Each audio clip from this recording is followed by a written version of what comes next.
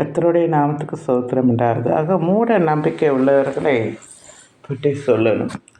ஏன்னா யார் யாரையோ கடவுள் என்று சொல்லிக்கொண்டு இருக்கிறார்கள்.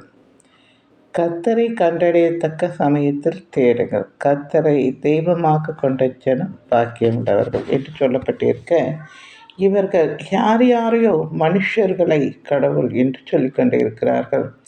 நான் சின்ன வயசுலேருந்து கேள்விப்பட்ட விஷயத்தை நான் சொல்லுகிறேன். ஒரு மரத்தடியிலே அவன் வீடு கீடு எல்லாம் இழந்து மரத்தடியிலே வந்து உட்கார்ந்திருக்கிறான். அவனை மரத்தடி சாமியார் என்று சொல்லுகிறார்கள்.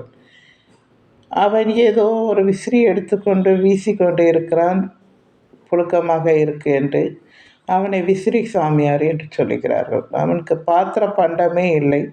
ஏதோ ஒரு கொட்டாங்குச்சிலே அவன் ஏதோ வாங்கி குடிக்கிறான். அவனுக்கு கொட்டாங்குச்சி சாமியார். பொடி போட்டு இருக்கிறான், பொடி சாமியார்.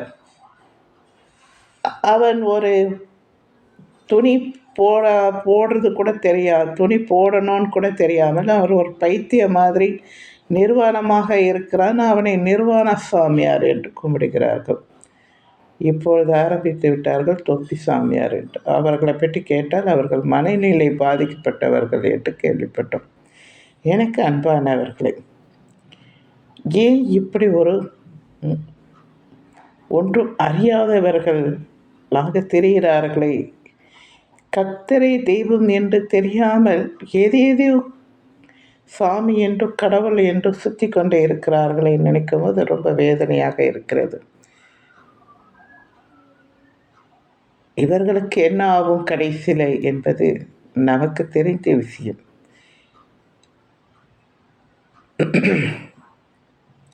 என்ன சொல்வது? இவர்களுக்கு எல்லாம் என்ன நடக்கும் என்பதை குறித்து கிறிஸ்தவர்களாகிய நமக்கு தெரியும். இப்படியெல்லாம் இருக்க வேண்டாம். ஒரு மூடர்களைப் போல, முட்டாளைப் போல, ஒரு அறியாத்தனமாக போகிறீர்களா, இல்லை தெரிஞ்சு செய்கிறீங்களா, தெரியாமல் செய்கிறீங்களா? ஒரு அடி முட்டாளை போலவா இருக்கிறீங்க? படித்தவன் படிக்காதவன், பணக்காரங்க ஏழை எல்லாம் ஓடுறாங்க. அது காலில் விழுறதுக்கும் அவங்கள கும்பிடுறதுக்கும். அவனே கொஞ்சம் யோசிப்பான். அப்படிப்பட்டவர்களாம் நீங்கள் கும்பிடும் போது அவனே யோசிப்பான். நான் வீட்டையெல்லாம் விட்டு நான் பாட்டுக்கு வந்து உட்கார்ந்தால் என்னை மரத்தடி சாமியார் என்கிறார்கள். நான் ஏதோ அது மூக்குப்பொடி போட்டால் எவ்வளோ பெரிய கெட்டவன், அதை சாமியாரே மூக்குப்பொடி சாமியார்ன்றாங்க. அவன் விசிறி புழுக்கமாக இருக்குன்னு விசிறி எடுத்து வீசிட்டு தான் விசிறி சாமியார். ஒன்று பொருள் இல்லாமல் கொட்டாங்குச்சி வச்சு இருக்கிறான், அவனை கொட்டாங்குச்சி சாமியார். ஏதோ எல்லாவற்றையும் சாமியார் என்று சொல்லுகிறார்களே, இவர்களை என்னென்னு சொல்லுவது?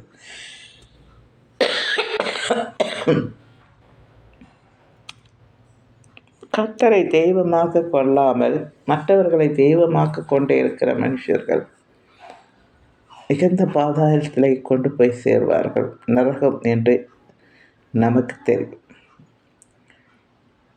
இவர்களுக்காக ஜெபித்துக் கொள்ளுங்கள்.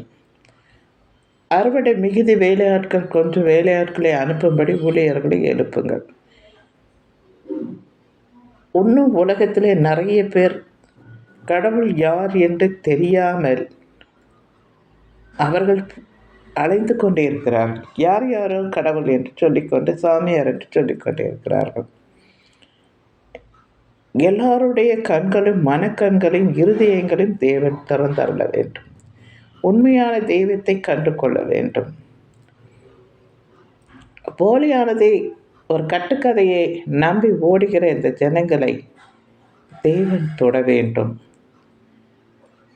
நாம் எல்லோரும் ஜெபிப்போம். என் அன்பு இயேசு சாமியே, உண்மை கண்டு கொள்ள இந்த அறியாத ஜனங்களுடைய கண்களை நீர் திறந்தருளுங்க. உண்மை காண, உண்மையான தெய்வத்தை காண அவர்களுடைய மனக்கண்களை இருதயங்களையும் திறந்தருளும்படியாய் நசரேயனாகிய இயேசு நாமத்தினால் ஜெபிக்கிறேன். ஜீவனுள்ள ஜெப கேளும் பிதாவே, ஆமென்.